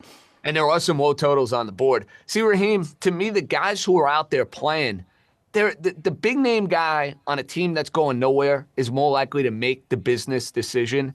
But for a guy who's got everything to put on tape, they're auditioning for their next contract, those Cancun motives, I think, go out the window, like in a Kansas City-Denver game. Those guys playing for Kansas City, they might be trying to put some on tape to get their next job next year. You know what I mean? You know what? I tend to agree with you, JJ. But I just went to go look at, some of the scores from last year, week 17. Some of the scores are crazy. I mean, you're talking about 45-14, 48-32, 24-23. Like, I think a lot of these games, and I don't have the numbers offhand, but I'm looking at some of the scores. It feels like a lot of these games last year went over. So maybe you just see extended garbage time. So maybe he is on to something. And I don't have a chance to, check Bet Labs and, pull up the stats. But I don't think it's going to be because, defenses don't want to get hurt, but I just think it's just going to be extended garbage time where, you have quarterbacks like Trey Lance just trying to air it out. And you look at a game like the Panthers versus the Falcons. The Panthers want to, showcase Bryce Young. They want him to, gain more experience. So that could be a high-scoring game. I think he's probably on to something, but I think the reasoning behind it is probably a little bit off. A lot of business decisions for teams that have those veterans. Remember I said that. Not the guys that are young, spunky, trying to prove something going into next year. All right, let's put together our ice cream hot fudge sundae. This is our crazy long shot. What are the rules for hot fudge sundae? You got to give a bet that's greater than plus 200. Now, kind of audibled here, guys. I was going to go with this as my OMG bet. I'm going to do it for Hot Fudge Sunday because it applies a heck of a lot better. Snoop Hundley, he is now starting again for the Miami Dolphins. You look at his starts. 2 of the 4 games, he's gotten a rushing touchdown. He's plus 310 to go and get an anytime touchdown today. Miami can't run the ball conventionally with their running backs. Don't be surprised you get a Snoop Hundley anytime touchdown. I'm taking it at plus 310. It's good value. I can't say no to this. Joe House, what do we got for an anytime? Yeah, I love yours. I'm going to put it with mine. I'm going down the middle. This is Zach Ertz. Washington has to win over his past 7 complete games. Ertz leads Washington with targets over 22%. He's matched Terry McLaurin over these games in terms of touchdowns because Jaden Daniels trusts Ertz inside the red zone. This includes 6 of 8 targets for 38 yards and a touchdown against Dallas in Week 12. Zach Ertz plus 210 anytime touchdown. Now, I know, Raheem, I'm not going to like this one. You teased an alternate spread. I know what it is. I get what you're doing, but I don't like it. Let's hear. Well, the New York Jets, alternate spread minus 6.5. It pays plus 210. I like this one because you look at the Miami Dolphins. As I said earlier on in this show, without Tua, they're averaging 12 points a game. 12 points. You're not going to win many football games playing like that. And you look at the New York Jets for as awful as they've been all year long. They've been able to score points outside of last week's game. They put up 26 in the last game against the Dolphins, despite going 2 for 5 in the red zone. So I think they blow out this Miami Dolphins team. And as we know, the Dolphins, they can't play in the cold. It's about 27, 30 degrees out there in New York City right now. So this is perfect for Aaron Rodgers to go out on his high horse. This might be the last game of his career. So as much as, Aaron Rodgers has turned into, like white Kyrie Irving over the last couple of years, I think this is probably a celebration of his career today. Sal, you have one that I actually think will probably not make our buddy and our pal Bill Simmons happy because he's rooting hard for a Patriot loss on Sunday, and I understand why. What are we doing here for the Hot Fudge Sunday? Well, I'm going over adjusted points for the Patriots over 23.5 pays plus 240. And you're right, JJ. Would anything anger the sportsish guy more than a Patriots win blowing the shot at a number 1 pick? The great Drake May has been so lights out that he's put his team in position to get the number 1 pick. Good job. I don't know how that works out. That's something that Mac Jones and Bailey Zappi weren't able to do. I'm being sarcastic, but I think Drake has a big game today, taking over 23.5. Haven't seen that Buffalo second-team defense, but we have seen the first-team defense. Not very good. 22nd in the league, 20th against the pass. Pats put up 21 against them just 2 weeks ago. Why not put up 27? 27-19. Patriots win the game, blow the number 1 pick. I'm beside myself right now. That's what we're going to hear from Simmons. I look forward to your Sunday pod after Detroit and Minnesota if we're talking about New England winning this game outright and falling like 3 picks in the draft. The only thing that would maybe calm the nerves of our buddy is if Gerard Mayo gets fired and all of a sudden they do the right thing and hire Mike Vrabel to be their next head coach. I think that might, Sal, get Simmons off the ledge, if indeed that goes down. That could happen at halftime. You're right. That could very well happen even today. Who knows? We shall see. Remember that FanDuel has bettors covered this NFL Sunday with a host of profit boost tokens to choose from, including the great double your winnings boost. Make sure you opt in on FanDuel so you can apply the different boosts to your favorite bets throughout the game. So how does that work? You could take 30% SGP profit boost. I did it on my SGP for the Dolphin Jet game. If you want to get involved in the to catch a pass profit boost pack, you get ×2. All that good stuff, of course, on FanDuel. You know what else we have on FanDuel that's great? The Ringer specials. Sal, I got that Tyler Huntley anytime touchdown. Now, I don't like the Dolphins to win the game, but I wanted to get nuts, so I took Miami to win with a Huntley touchdown. It's 5-1, buddy. It's a good one on the Ringer specials, just saying. It's up to 5-1 now? Wow. That's right. All right. That's right. That's nice. Yeah, this is great, guys. We have bets with our names on it on the number 1 sports book in the freaking world. We should celebrate this more. God bless us all. Which one do you have, Raheem? What did you contribute to our little Ringer special board? I'm not even sure. I need to look at it. I'm looking right now. Oh, I see. You gave up some? You threw something out there? You must have, I mean, right? my best bet from East Coast Bias was a tease of the Pittsburgh Steelers with the Minnesota Vikings. Both of those up to 8.5. I don't know if they made it onto the Ringer special page, but that remains my best bet. I hope everybody heard Thursday and was able to get that ticket in because we're halfway home. Raheem, I have yours, buddy. The Yeah, go I for see it it. parlay. It is the Jets and Kansas City plus 250. Not too shabby. Yeah, I'm not mad at that at all. Not the Chiefs to Well, win. you got gave the it 10 and a out. half. He's You not better not mad be at his mad. pick. I'm not This mad is at that nice. at all. I would But hope so. you know what it is? I forgot that I gave that out on the East Coast bias. And I guess they put them together for me. There you go. Cousin Sal, rest up. We'll see you Saturday. What time will you be waiting outside my hotel? Do I have to bring you Starbucks, breakfast? What are the rules? I do the Starbucks before I get to you. What'll be about 5:45 in the morning? I'll be out there. You'll be confused. You'll have your clubs. I'll definitely be in hand, confused. and that'll be that. We'll be. Well, the fact that I am going from Europe time to New York time to you're California time is just going to throw a massive monkey wrench into the good old body. But hey, I got my runs on the Manhattan Beach Pier. That'll make up for it. Sally, we'll see you next week. All right, pal? Love you guys. See you. House, bring your appetite and a scale next week. See you. Done and done. I look forward to eating. We'll be doing a lot of that. A lot of eating and a lot of football watching. It's the final week of the NFL regular season, so this weekend will be full of pivotal matchups. Don't miss any big plays with NFL Sunday tickets. Sign up now for only $4.99 to watch games all Sunday long. Of course, terms and embargoes apply. We welcome in a man who is a true Renaissance man. He gave me great recommendations in Paris. No, I did not bring back a baguette and a beret. Anthony DeBundo, happy week 18. What's up, buddy? I'm doing well. Glad to hear that you enjoyed Montmartre and excited that you're back to talk some football. I'm glad that you pronounced it and not me. That would have been a disaster of unbelievable. epic proportions. We're not doing any French here. I've heard enough French for the last 6 days of my adult life. We are back on track here with winners. DeBundo, I'm going to give you our wise wagers from the show. Thoughts on these? Raheem's riding with Detroit. He's laying 2.5. House is getting nuts. He's going with a Green Bay 6.5 first half spread, and Minnesota teased up to 8.5. I'm taking the Chiefs. I still think they'll be spunky in the game, plus 10.5 against the Denver Broncos. I know they're not playing any of the starters. And Sal, bringing it full circle, took the Titans in week 1. He's taking the Titans in week 18. Those are our wise wagers. Your thoughts, my friend?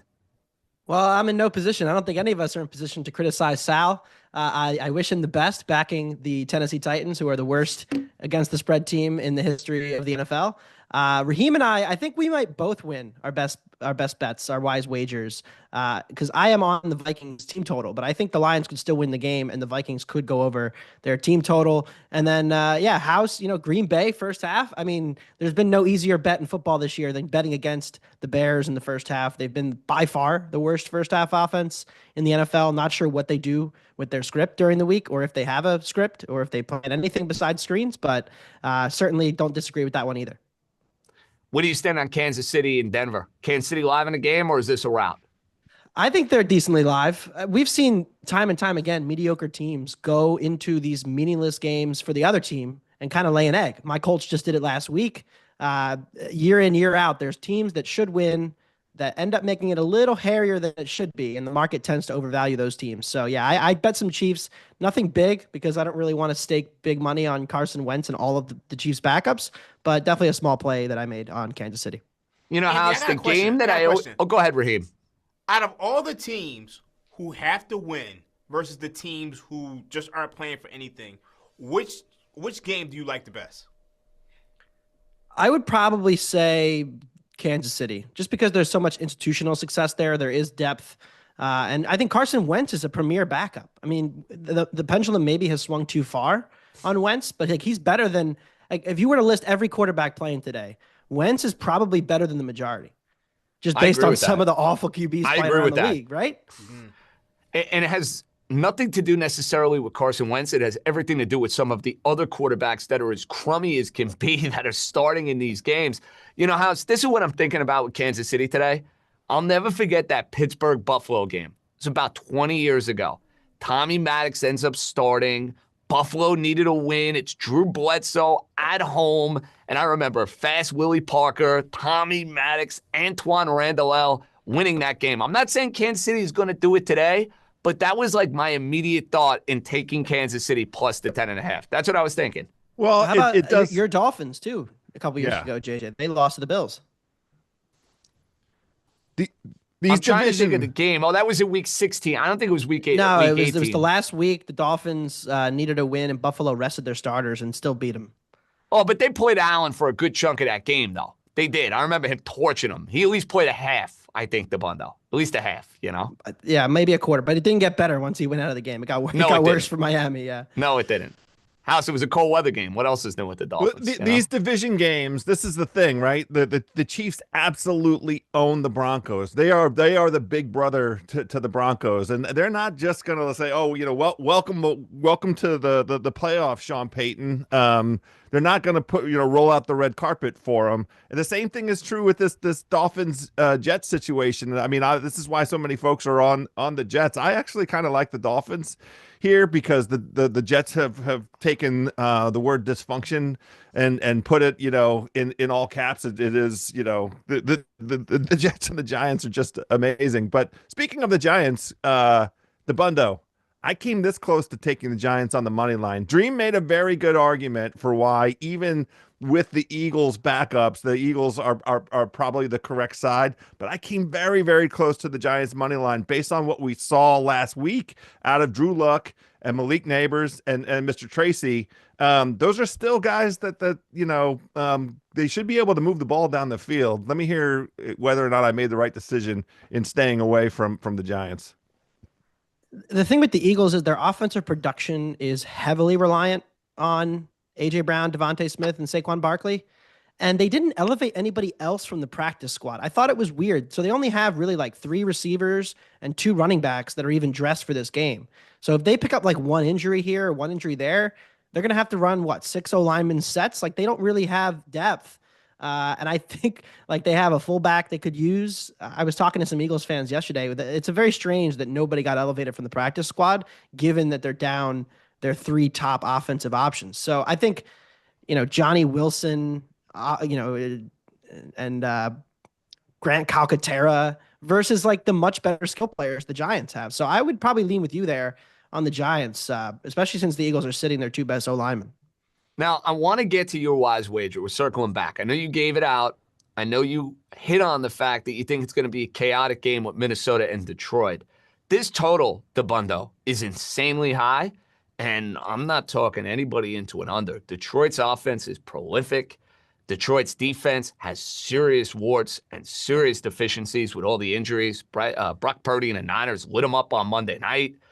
I have to assume this game is a shootout. So I think you're onto something here. I think you're going to hit your team total, and I think Raheem can hit Detroit -2.5. What was the rationale and the thought process for Minnesota over team total? Just Detroit's defense too beat up, too depleted? Certainly, and I think it's, Kevin O'Connell against Aaron Glenn. I think it's a very favorable matchup for how the Vikings run their offense, and the fact that the Lions, Aaron Glenn, somebody who's getting a lot of head coaching buzz and who's done a pretty good job overall at times with this Detroit defense. I think they got a little inflated even early in the season. Think about how many AFC South teams they beat up on early in the year defensively. And I have been saying on the Ringer Gambling Show that I will go to my grave saying that the Detroit Lions pass defense is an extremely overrated unit. And it helps my case that the whole team got hurt in the last month, but they're now dead last EPA per drive in the last month, bottom 5 in success rate, bottom 5 explosiveness. What I like about this game is that no matter who takes the lead, both these offenses are so explosive that I think the other one can just play right back into it. So you're not going to have a game where a team is able to just sit on the lead. And so I think, we saw last week where Minnesota got up big. Green Bay, so explosive. It took them, 5 minutes to all of a sudden it was a 2-point game. I think these offenses are so prolific that most of the scenarios involve both teams getting to 28, 27 points. So I took Vikings team total over. I don't really think their corners can cover Jefferson or Addison, and they are so committed. Glenn is so committed to playing this man-heavy scheme that puts a lot of pressure on these corners, Vildor and Arnold, and it's just not working. I think they're at a huge talent deficit. I don't want to put you in a bad mood because you're in very pleasant spirits, DeBundo, on this fine Sunday, but I'm going to do it. I have to do it. Your Colts completely fell apart at the end of this year. Jonathan Taylor fumbling the ball in Denver, losing outright to Drew Lock and the pathetic New York Giants. Now, there are a whole lot of rumors swirling that Shane Steichen could be out at the end of the day today, that he could end up being a surprise firing after 2 years. They're your team. They're your baby. Quarterback's been weird. Richardson in and out of the lineup. Steichen, Irsay. Where do you stand on the state of the Indianapolis Colts? You think there's a coaching change at the end of today? I think it's trending that way. And I think it's because Steichen, I think between the lines, when it comes to calling plays and doing the job as the coordinator of the offense, I think he's quite good. And I think we've even seen Richardson make improvements since they benched him. But everything around the team is bad, right? You've got first of all, his dealings with the press, where he's giving these vague answers and he's saying that his quarterback was, quote, sore last week, making it seem like he just didn't really want to play, when in the reality was he was suffering from severe back spasms, has a disc issue, and couldn't even walk in his own house. So you're kind of throwing your quarterback under the bus. Then you've got all this stuff, and there's been this transactional thing between Pat McAfee and the Colts locker room all season long that's been going, and McAfee's been throwing some players under the bus. They've been going to war with him. And so that's not a great look, right? And so the Colts, who are usually kind of an anonymous franchise, and I kind of like it that way, the national media, they don't really seem to care too much about us. That has changed, and I think it's not for the better. And I think Steichen's inability to kind of control and command a locker room has kind of invited that level of criticism and that level of scrutiny from the national media. So I think it's not a good place, the franchise. I think Chris Ballard has overstayed his welcome. He's hit on just enough draft picks to keep people thinking he's good at his job, but hasn't taken a big swing or a risk in so long that even if you look at the roster, there's just not that many high-end difference maker players, to the point where I think a full cleaning house is necessary. I just don't know if I have faith in Jim Irsay to pull that move, because he often likes to stay comfortable in what he knows. Raheem, you got some thoughts for us on what's going on with the comeback player of the year. Can you elaborate how these odds have changed a little bit here and help us out? Yeah, so, before the season, they changed the comeback player of the year rules in terms of, who you're allowed to vote for. But then the AP came out this week and said that Sam Darnold, who didn't suffer a significant injury, didn't really have to, deal with anything to necessarily come back from anything according to the criteria, he's now eligible. So he's now going to plus 135 to win the award. Joe Burrow is obviously the favorite at minus 180. What's your thoughts on this? I thought it couldn't get more toxic than last year for this award. Last year, it was what's a bigger what's a bigger comeback? Dying on the field and then returning to play football for a few snaps, or Joe Flacco coming off the couch to win a couple games as the quarterback of the Browns. And somehow it may have gotten worse. I haven't bet this market since week 6. I took some Joe Burrow. That was back when Sam Darnold wasn't even in the discussion. But I think if you just look at it rationally, I think we can kind of acknowledge that Burrow played 11 games last year. I would probably say it should be Darnold, but the way the guidelines are on this award and the shifting nature of it, and the media saying we don't care what your guidelines are, we're going to do what we think should be right. It's just something that honestly, maybe we shouldn't be allowed to bet on this award anymore. They should just take this off the board. And it's they should take it off the board. Yeah. It's gotten so incredibly silly. It's outrageous. How is Joe Burrow comeback player of the year? The guy played in 11 games. People were in his prime. Yeah. I understand it's a wrist injury. Guys, come on. It's one thing where it's an Achilles and you're wondering if the career is going to... Joe Burrow's a young man. He hurt his wrist. Come on. Would anybody think this was a career-ending injury? Nonsense. Some people thought it might be. It feels like the NFL wanted Damar Hamlin to win that award so badly that they just decided, all right, we're going to change this. And it was just Damar Hamlin barely played last year, and it was just maybe they had some type of marketing campaign surrounding him potentially winning it, and when he didn't, they just decided to change it. And I just think it's really hurt this award. And I think at this point in time, all of these awards bettings, it's just we've gotten to a certain point to where the narrative and things outside of the actual play on the field has actually impacted these awards, and it's made betting on these awards very frustrating. Especially because you have, and this happens a lot, you have a lot of people in the market that have influence and a lot of followers, right? So there's a lot of people who do gambling content who can go on Twitter and start actively campaigning for their guy that they now bet on. And if they bet him and they go on a prominent show and say, I'm betting this guy, the market will move just based on what one guy says, even if he doesn't have a vote. Yeah, enough. Enough. It drives me to drink. Anyway, the bundle. We got a family play. Carolina, plus 7.5 against Atlanta today. I took it as my dog of the week. Wanted to take a shot at plus 300. Atlanta, long shot to win the division. Tampa probably not going to lose to New Orleans. Can I get you on board here with Carolina, at least plus the points? I think I've been on the Panthers like 7 straight weeks. This week I lean that way, but I couldn't get there. I just don't know how they like Penix can just turn around and hand it to Bijan like 32 times. And I feel like the Falcons could put up 30 points just doing that. That's my fear. I don't know. But I generally agree with you guys. I think Penix is overvalued. Even if you go back to the game they covered against the Giants, like they got, 2 pick sixes to pull away there? Yes, Probably they did. doesn't happen again with the way that the Falcons are going to run the ball. So I don't disagree with you guys backing the Panthers. Yeah, what you just I don't described. know if I can actually do it. I don't know if I can actually do it, though. Well, what you scarred from last described in terms of an Atlanta game plan, that would be a proper way for Atlanta to attack Carolina. Do you have any confidence whatsoever that Zach Robinson and Raheem Morris, that brain trust together, will do the thing that they're very, very good at and that Carolina is bad at? I certainly do not. We talked a little bit about a market that I have no interest in whatsoever, which is the comeback player of the year. My recommendation is don't bet that ever. Don't waste your money.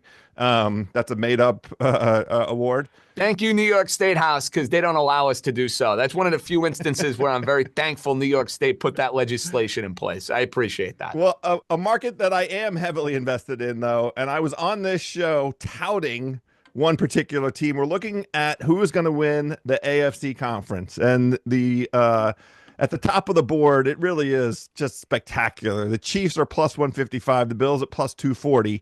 I was heavily endorsing the Ravens at plus 700 last week. They are all the way down to plus 290. As those 3 teams, you size up, you see how these seedings are going to play out. Chiefs is the easy answer. Maybe that's the right answer, but how are you navigating that market? I think it's going to be tough for the Ravens because they're going to have to probably win 2 road games in a row. And I think the story of their defensive emergence has been a little bit overstated because of the opponents they've played, right? So that, the second half of the season, you get to play Cleveland twice, you get to play Pittsburgh twice. You played a lot worse offenses in the second half compared to the first half when they ran the gauntlet. I think it's gone underrated how tough this Ravens schedule ended up being this year. I think that's been an under-discussed topic. But ultimately, Lamar on the road in Buffalo, I still trust the Bills offensively more than I do the Ravens in that setup. And Josh Allen at home in the playoffs. The big thing for the Chiefs is the return of Jalen Watson. So they designated him to return from IR. Their secondary has been a disaster for about 6 weeks now. It coincided with his injury. And now him coming back with McDuffie might be enough to kind of get them just that one extra stop they need to get Mahomes the ball with about 3 minutes to go in a tie game, right? That's the ideal scenario for the Chiefs. So if I had to bet a team at price, I'd probably still ride with the Bills, but certainly like Ravens at this price, no longer interested. And I think the rest of the field is kind of dead. Listen, the rest of the field is dead. And when in doubt, as Raheem loves to tell us, take the Chiefs until you see otherwise. I know we're not getting the price, but take the Chiefs. I'm glad I have that ticket in my portfolio. I'm glad I gifted it to you, Raheem, and we go from there. Quickly, DeBundo, before we say goodbye, NFC, if there's one team you throw a future on to get to the Super Bowl, who would it be? Well, if you like the Vikings tonight, you should just play them to win the NFC because the equity added from winning the 1 seed is huge, given the depth of the NFC. The NFC is much deeper. There's going to be more of a dogfight for these teams. The idea that you could get a 1 seed and then you're potentially playing like the Commanders in round 2, which I think may end up happening, that's a huge edge. So I think if you like Minnesota to win tonight, if you think they're catching Detroit in a good time, they're still out there at 4-1, plus 390 to win the NFC. So that would be probably the team for me. Like the correlation. Remember, shows Saturday, Sunday in LA, live, in person. Saturday, Sunday, wildcard weekend for House, Raheem, Anthony, DeBundo. Thanks for joining us, buddy. John Jastremski signing off. Enjoy the games. We'll see you for a double dip, getting ready for postseason football. Sign me up. Be good, everybody.